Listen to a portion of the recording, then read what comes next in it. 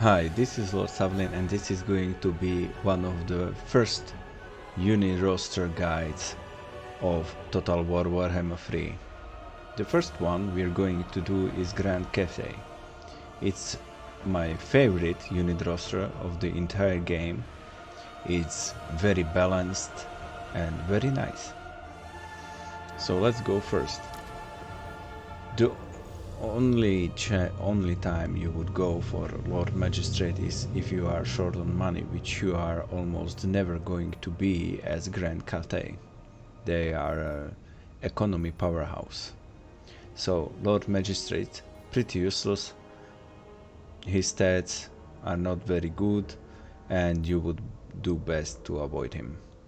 It is the default Lord for any caravan and he's okay in that task. Then you have Dragon-Blooded Shungen Lord of Yang and Yin.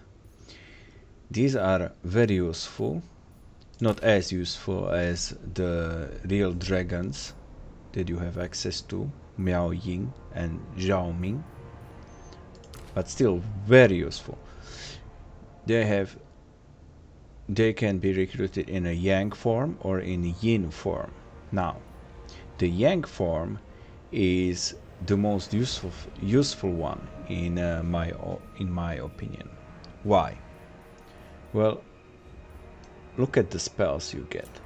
You get Dragon Breath, which is a very good early game damage spell. Then you have Wall of Wind and Fire, also very useful damage spell. It's quite slow and although it's very useful against factions like Tzeentch, for example.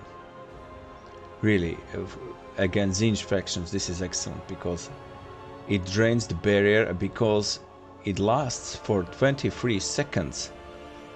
It's just excellent. The Yin is more like missile based, protection based, I would say. This is not as useful, to be completely honest.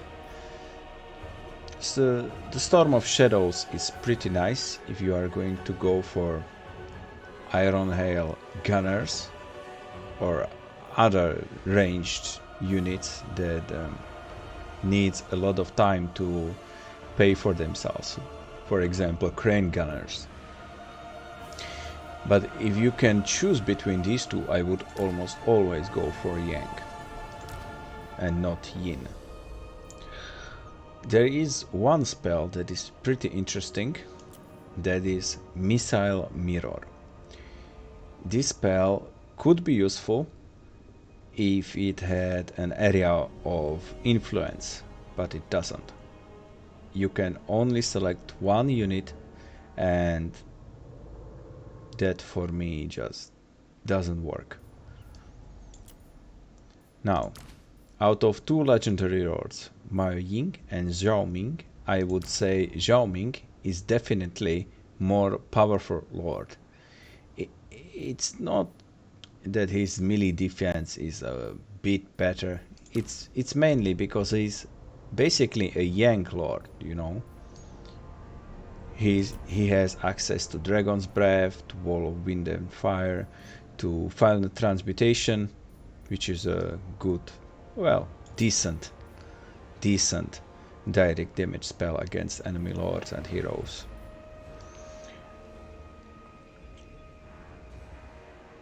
But Warding Iron, really useful, and he's just a good lord. Even on campaign map, he's better than Miao Ying. Anyway, let's go to infantry. So first we have Peasant Long Spearmen.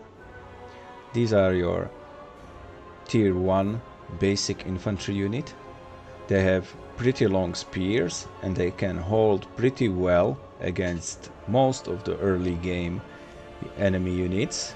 Maybe Khorne would present some troubles against Peasant Long Spearmen, but you shouldn't probably get like an army full of them. Well, if you're playing on legendary, it is something that you could consider, but in general you want like 4 Jade Warriors or 5 Jade Warriors, and then 4 Peasant Long Spearmen, 2 on the each of the flank of Jade Warriors. So you would go like, you would get 2 Peasants Long Spearmen, then you would get 5 Jade Warriors and 2 more Peasant Long Spearmen, and this would be your front line. 5 Jade Warriors as a front and Peasant Long Spears on the flank. Now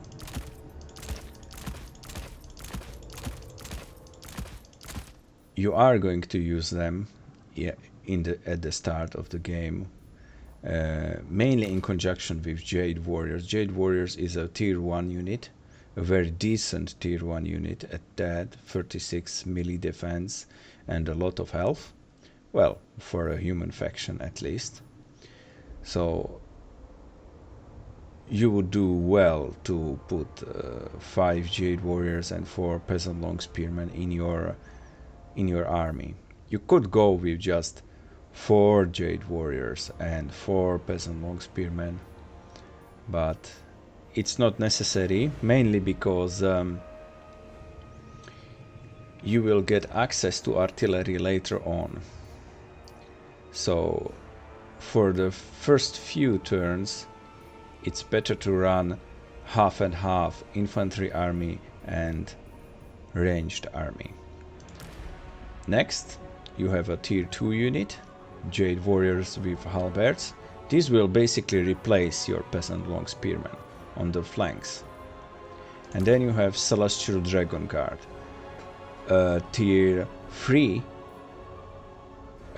unit, but you get it from a tier 4 advanced military building.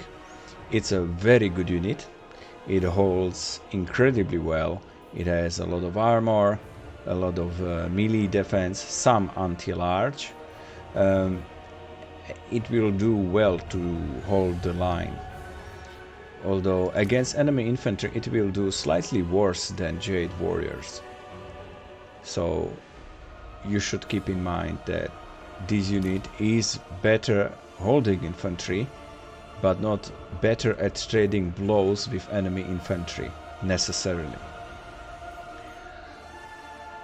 Anyway, and that's primarily because of the lot of armor piercing, and most demon armies you will face are not really armored, so but still a very good unit. You should get it when you are capable of paying for it, which you will, because Grand Cathay is really strong economically. Now let's go and see missile infantry.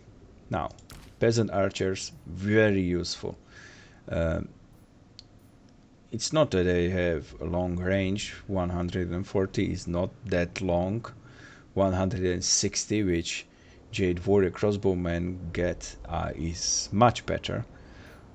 But it's an early game unit, tier 1 unit, and you will only get Jade Warrior crossbowmen at tier 2 basic military building for infantry. So peasant archers are your go-to as for the range damage. I like them a lot. You can get like 5 of them or even 7 of them in an army, and they will do a decent job. Now, Iron Hail Gunners. I hate Iron Hail Gunners.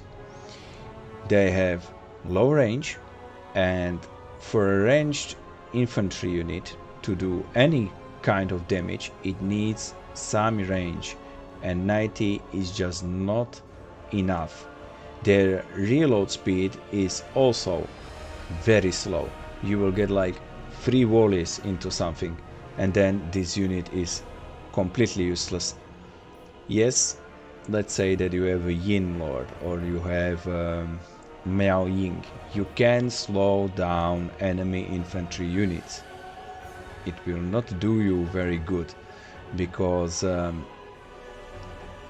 they will get only like one more volley into enemy units. The missile strength is really impressive, especially armor piercing, but it's not that useful really. Maybe when you are defending Grand Bastion, it can be useful against Warriors of Chaos. Not so much against Norscans, because Norska is generally not that well armored. But still, you could use them. I guess this unit is much more useful in multiplayer, but I never played multiplayer. I only focus on single player, so I don't know. Meh unit.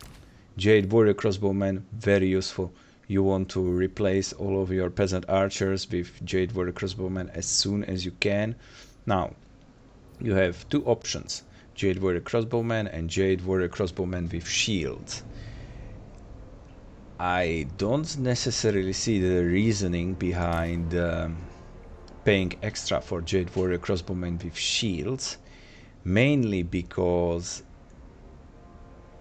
with Grand Cathay, you generally want to have your infantry in front and your range units in the back, and as the enemy closes in, they will first shoot at your infantry units, and these units are very well at absorbing damage. And so this is not that useful. You can go for them because you will probably be able to afford it, but still. They could be useful against enemy factions that are very ranged heavy. Like, for example, if you were up against High Elves or something. But we are still ways off from Immortal Empire's map, so not that useful.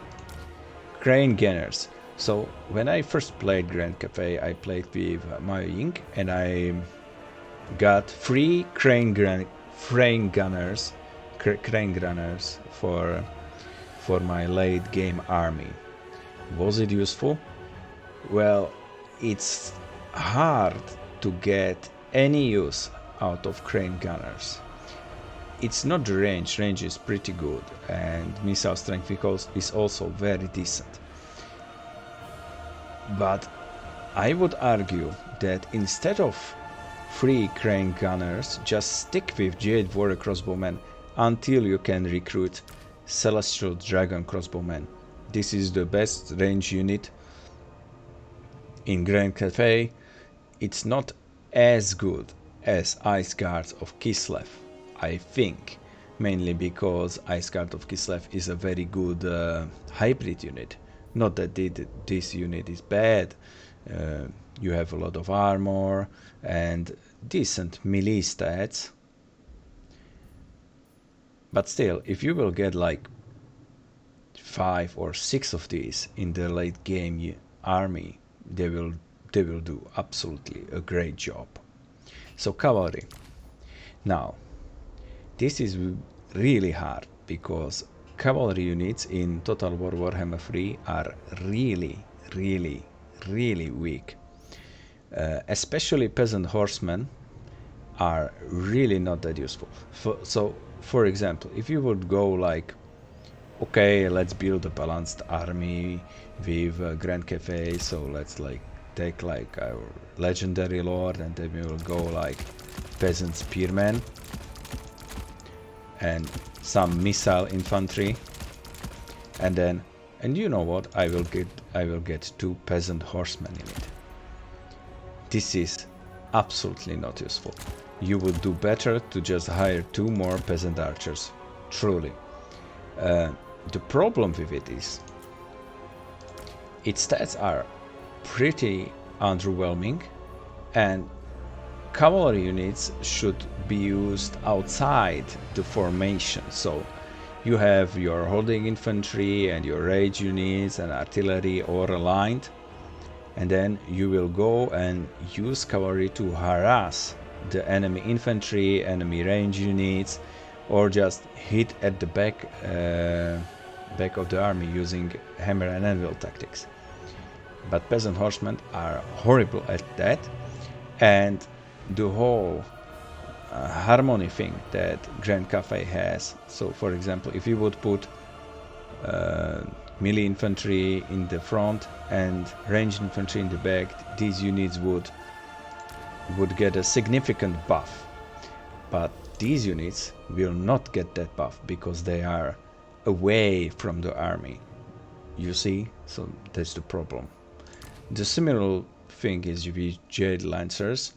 They have a lot of armor, which is really nice, and a shield, which means they can block, but their melee stats are absolutely atrocious. Their charge bonus is meh, not the best for shock cavalry at least, and they will not do well in prolonged combat.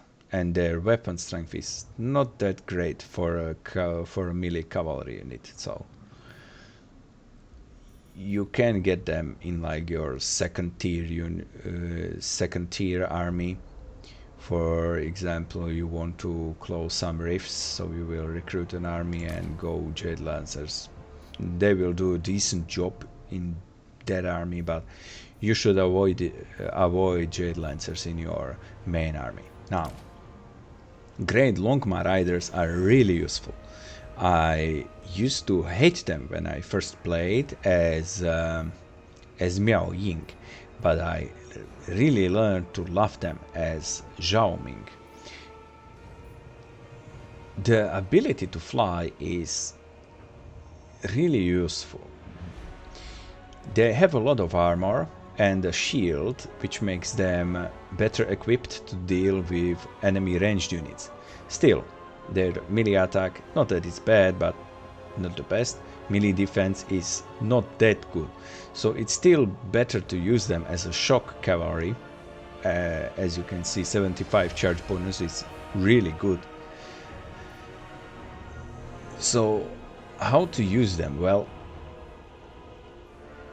first let's get through rest of the unit roster, and then I will explain how to best use Grand Longma Riders. Okay, let's turn back a little and go to heroes. So you have two choices, Alchemist and Astromancers. Astromancers are your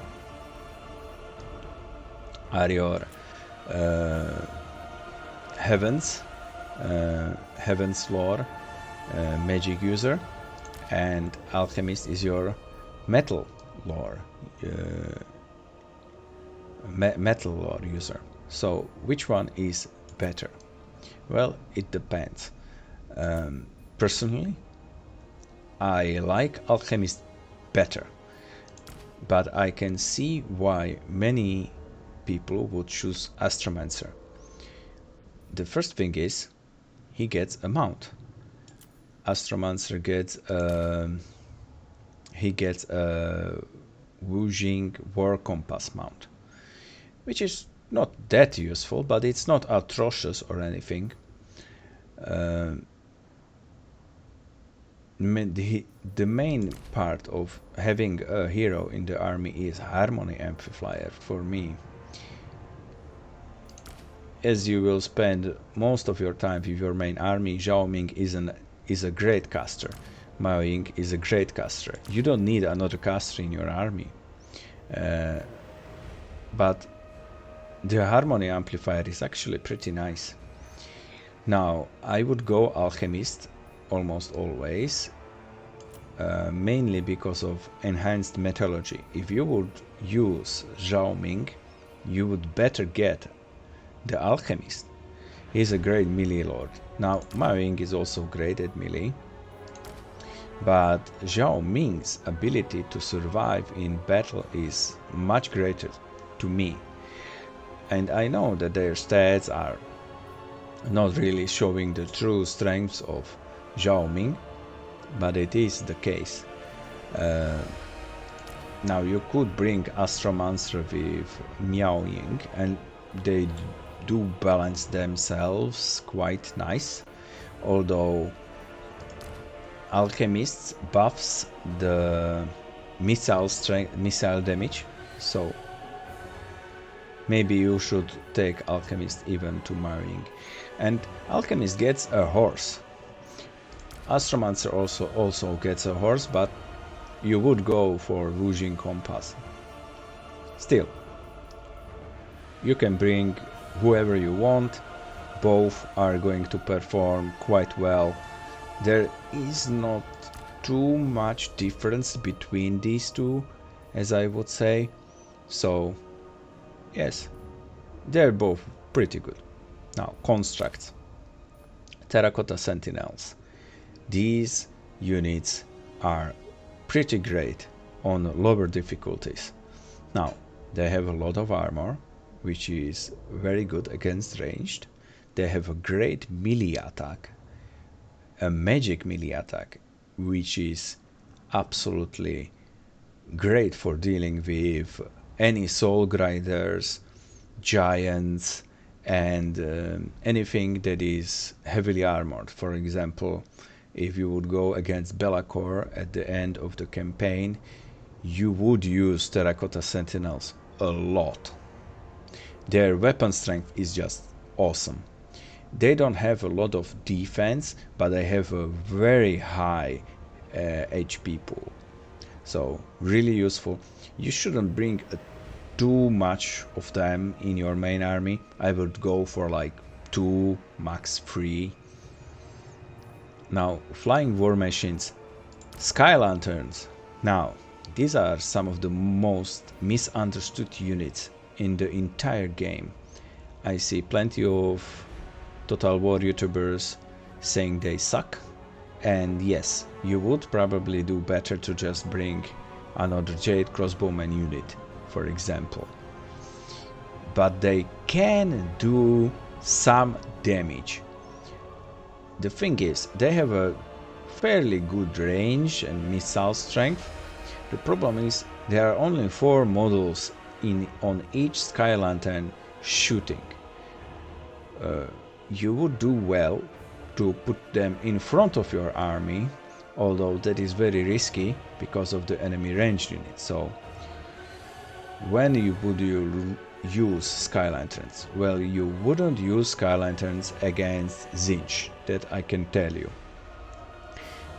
Any ranged infantry based enemy army in any Warhammer game will target the first unit it comes to the range first, and so Sky Lanterns will just fall apart like nothing. But they are pretty useful against ogres. Well, much better against early ogre armies. Their high missile strength and the low count of ogres is actually, well, it's not that it's great or anything, but it's decent.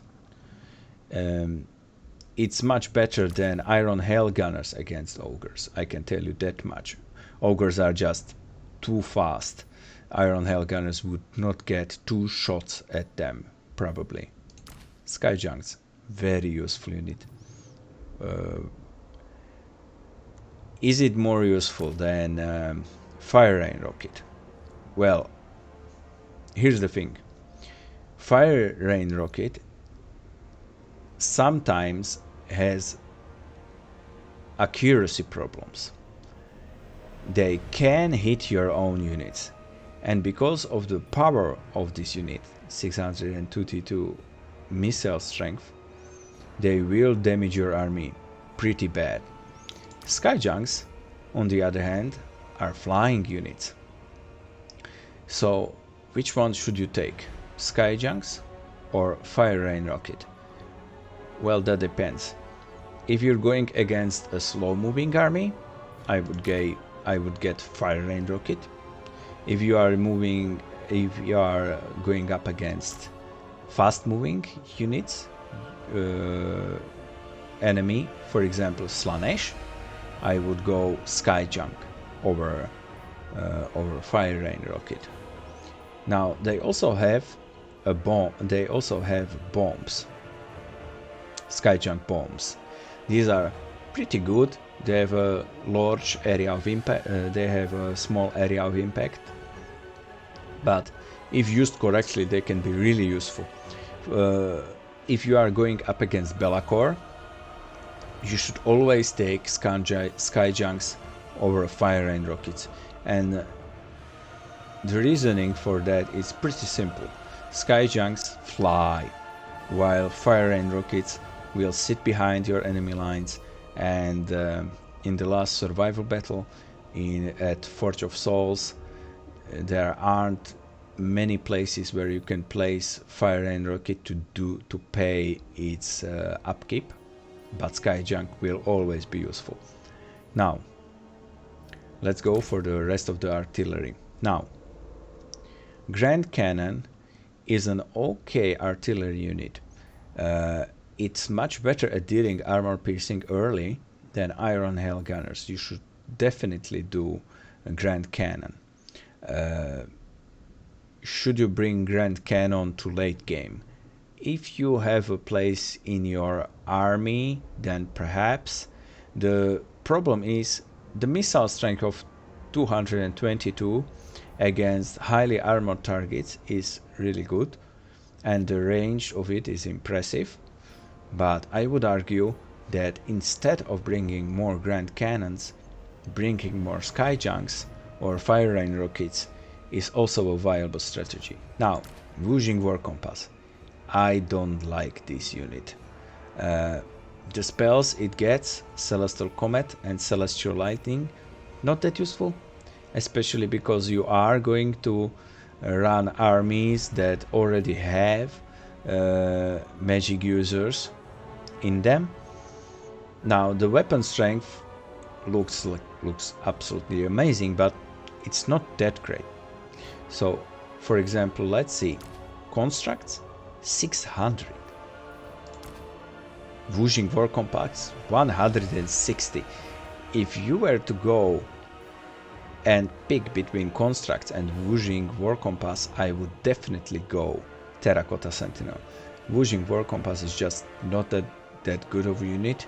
Yes, it has an harmony amplifier, but if you have Astromancer and he gets Wooing War Compass as a mount, great. Otherwise, I wouldn't really waste a spot in my army for Wooing War Compass. Also, it doesn't work very well as Magic Chariot either. It doesn't really buff anything really, so I wouldn't bring it. So, as you will probably go Sky Junks in the end, and not Fire Rain Rockets, this is where Grand Longmariders come in. They are an excellent protection unit for Sky Junks. Basically, you take like three Sky Junks, put them behind your lines, get like 2 Grand Longmariders, one on each flank, and they will deal with anything that that enemy can bring that is flying. For example, Doom Knights, even for Zinj. Okay, so what should your early game army look like? So, 1 Legendary Lord. Then you should probably bring like maybe 5 Jade Warriors, 4 Peasant Long Spearmen. Then you should go fully Peasant Archers. Maybe if you start with some units, you could go like sometimes you will have like extra Jade Warrior Halberd or some extra other unit, like you will start perhaps with 1 Iron Hail Gunner. This is a good early game army. You don't need anything else than this. Now, what next? Well, let's say that you've moved on and now you have access to tier 2 buildings, so you will go something like this. You will go like 4 Jade Warriors, 2 Jade Warriors with halberds. You will go 2 Jade Lancers, although I don't really like them that much. And then you will go Jade Warrior crossbowmen, like 5 or 6 of them. Now you will have one of the heroes, so let's take for example an Alchemist, and now you can do like 2 Grand Cannons and 2 Fire and Rockets if you can bring them. And this is a great army. You can use it to pretty much destroy anything that is coming your way. You can even go like, I'm going to go 2 Jade Lancers, I will take 1 more Jade Warrior, and for example I will take 1 more Fire Rain Rocket, or I will go 1 more Jade Warrior Crossbowman. This army composition is great. You have a pretty good line of range units, you have a great holding line, great artillery. This will demolish almost any other army in the game. Now, your late game army. So you will take 1 more legendary lord, 1 hero, then you will go like, I like to go 6 celestial dragon guards. These are excellent holding units, and you will need holding units for whenever you are in Chaos Realms. 2 Great Long Marauders, 3 Sky Junks, and 2 Terracotta Sentinels, and the rest of the army can be filled with Celestial Dragon Crossbowmen. This army will demolish anything, literally anything. It's quite expensive, but again, as Grand Cathay, you will not have a problem really, especially, and this is one point which I like about Maoying. You get access to Great Bastion settlements along the wall, and these will confirm upkeep reduction. So the last army that I showed you, you can pretty much get like 3 of them for each of the gate and just put them there, and you will still have plenty of money to do anything else that you want. This is pretty much it. This was the guide for units of Grand Cathay. I hoped that it was instrumental,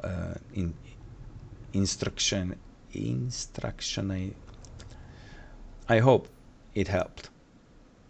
Anyway, I will probably do a diplomacy guide for Grand Cathay, because I made a lot of mistakes on the diplomacy panel with Grand Cathay. So that's what I'm going to do next. Until then, stay safe and goodbye.